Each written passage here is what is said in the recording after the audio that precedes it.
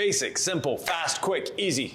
Get it in, get it out. When I think of a rinseless wash, I think simple, I think fast, I think effective, I think fun. My name is Ivan. I'm Nick. This is DIY Detail. Today we've got this beautiful brand new, it's got 700 miles on it, Honda Passport, and we're gonna be doing the most basic of rinseless washes. That means no hose involved, no air compressor, nothing like that. We have, as simple as it comes, a bucket, a brush, and/or wash mitt, and some rinseless wash, and some method of applying the rinseless to the surface before. You could use a spray bottle, you could use a fancy tool, Ivan. This is somewhere in between. A sprayer from your home store. These are very easy to find. Yeah, they're very easy to find. They're inexpensive. Starting from the top, working my way down, I'm getting rinseless everywhere. Now, is this method for a truck that's been off-road mudding? No. This is your weekly maintenance wash. This is simple, this is quick. You're going out on a date. You want to take the kids out for ice cream and you want them to be proud of riding in a family vehicle. Make it clean.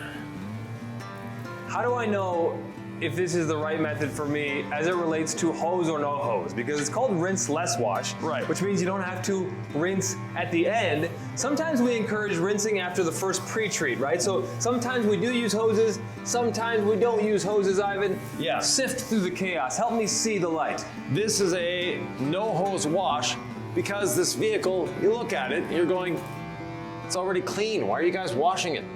Yep. On camera, it looks clean. In real life, not always. But there's nothing that makes me question what I'm doing.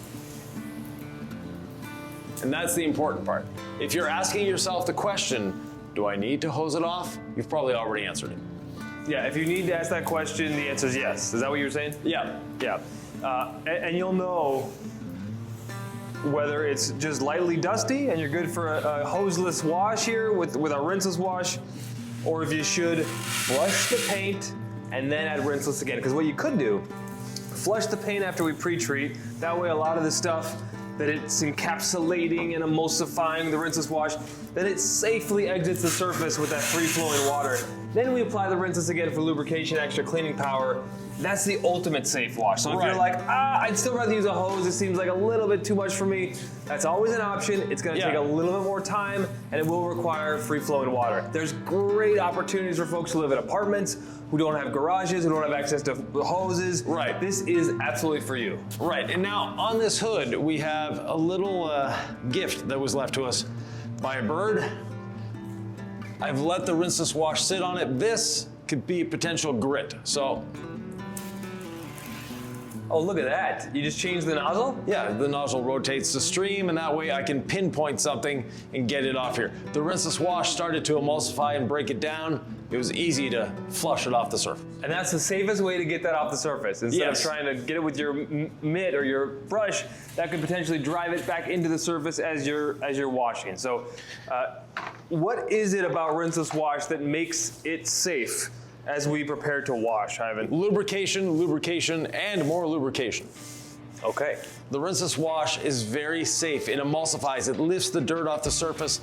Now, I'm gonna be doing the roof, and speaking of safety, I have this. It's from Warner. There's platforms like this. You can use a simple little ladder. It really doesn't matter, you can do that. As long as you have something to climb up there safely without climbing on the vehicle, please. Now I'm using our perfectly safe brush. I have rinseless wash diluted 256:1, 4 milliliters to a liter, half an ounce to a gallon. However you want to look at it, it all ends up being the same, or 1 capful per gallon. That's my favorite method. I have 3 gallons of water. I have 3 capfuls of rinseless wash. Many different ways to get to the same result. All of them are fantastic. You actually don't want to put in too much product, Ivan. You'd think, well, maybe if I had an extra capful of rinseless wash, it'll be more lubricated and a better cleaner. Yeah, more is definitely not better.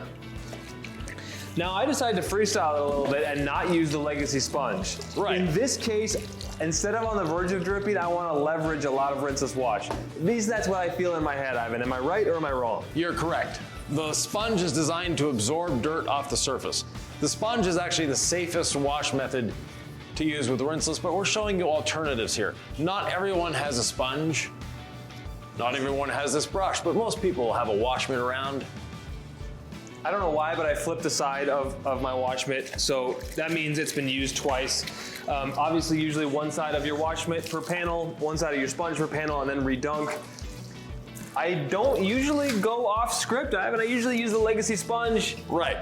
I'm enjoying using the incredible wash mitt with Rinseless. And just so you know, none of our videos are scripted. And if you'd like to see more of these videos, you can subscribe to this channel. By subscribing, you'll get a lot more content, you'll get a lot more education, and see how much fun Nick and I have in the garage. It's not even about script. It's just like, Ivan designed this Legacy sponge. Ivan is the Rinseless Wash godfather. And when it comes to Rinseless Wash, you say do it a certain way, and I oblige, Right. I feel like that's one place where I can just rest assured that Ivan knows. So again, why would we usually use a sponge versus the mitt? You said microfiber grabs. Right, so a microfiber towel, which is another unfortunately popular way of using a rinseless wash, microfiber is designed to hold on to dirt. Now, our tri-level brush doesn't hold on to dirt. As soon as we bring it back into the bucket, it drops everything. This is a flag tip nylon brush. The mitt that Nick is using, our incredible wash mitt, same thing. It's a multi-level microfiber. It's not like a microfiber towel. Look at that. Put it right back in the bucket. If you want to run it against the grit guard, if you're worried that there might be something on the face of your mitt, you can do that, right? Yeah. You can overthink things, but overthinking doesn't mean you've done anything wrong. If you're gonna err on the side of safety, if you're gonna use 18 towels to wash your car, Ivan, there's more efficient ways to do it, but there are ways that you could be extra safe. Right. Do you like the 10 towel rinseless wash method? Actually, no, I don't.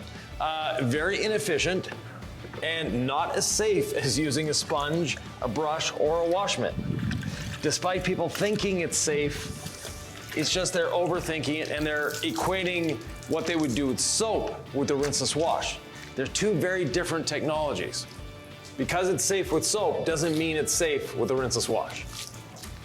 Normally, I don't ever put my Legacy sponge against the grit guard. I am using the grit guard, Ivan, with this incredible wash mitt. Again, it's just because I'm trying to be extra safe. I'm a steward of this paint. I'm gonna take care of it today. With the brush, you don't want it sopping wet. You want to give it a quick little jab and then clean the surface. No pressure on the brush. Starting from the top, working your way down. I'm loving that actually this incredible wash mitt is getting kind of dirty from the lowers. Yeah. And then I'm putting it in the rinseless wash bucket. It's coming out clean again, which I'm used to seeing with the Legacy sponge, but it's nice to see it happen with another wash media. Yeah, and same thing with the perfectly safe brush. I'm actually doing the wheels with it now. You're cleaning wheels with that thing? Yeah. Have you lost your mind? And we put it back in the bucket, it's clean. When you're done with the brush, put it back in your bucket, and we're done. Now I'm ready to dry. How about you on your side, Nick? The only thing is, have you gotten the entire roof for me? Yes, I did, sir. All right, the only thing I haven't done is this front bumper, and then I'm done. Are we doing any decontamination today, Ivan, or is this the world's most basic wash? This is the world's most basic rinseless wash. Get it on the paint, agitate ever so lightly with the right wash media, and dry. It's that simple. Yeah. Yeah, it's that simple. Okay, just making sure I didn't miss anything. Saving the front bumper till last in case there's any bug guts that are gonna end up on my wash mitt. I think you might have already got the front bumper, but hey, a little extra redundancy is an efficiency, personified, but it is extra safe. And now I'm done washing, it's time to dry. Yeah, using our beautiful, large friend, the drying blanket, I could probably reach to the other side of the roof. Yes, I can. Some people like a smaller towel when they're doing rinseless wash, Ivan. Some people like the drying blanket. What's the best towel to dry rinseless wash? The one you're wanting to use that day. As long as it's a good towel, you don't have to overthink that part. A high quality 70-30 blend microfiber such as this is perfect. I love the drying blanket. I actually really like after using it a bunch. The Diva towel from the House of Rags. I also really like our kind of handheld twist loop towels, Ivan. Those were your favorites early. I grew into them. Yeah. And then once I started using them a lot, I was like, oh, these are nice. And don't forget the drying blanket minis. How could I forget? Rinseless Wash is its own lubricant. Like, you're telling me this is actually safe? Right. No need for a drying. With soap and water, you're rinsing with water. That water is not a lubricant. Water is a solvent, and we definitely don't want a solvent on our paint to be drying with. You absolutely could use Envy ceramic sealant right now. Yeah, you could use something like C6 Mist if you had a coated ride, right? Right. So there's a spray and wipe technology to protect and dry with safety. Yes, but again, Ivan's telling you, Rinseless Wash is safe, it is fast. If you do this for a living, or if you just don't have a lot of time, there's nothing not to love here. I mean, there's a lot to love. I kind of like extra product. That's the little thing. Ivan's so minimalist. I can tell he's just trying to get this done and show you how easy it is. I'm kind of lollygagging, thinking about using more products. The point of this is to show how easy it is to get this done. If the products is not something you want to use. You want to get it on, get it done.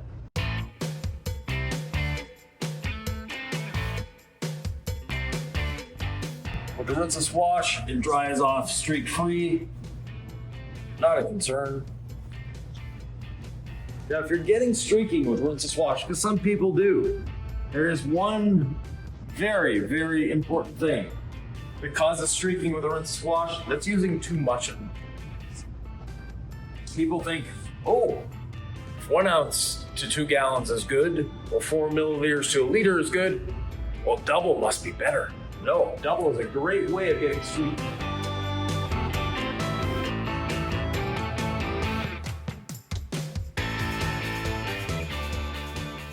We're gonna use less of your time. We're done here. It's that simple.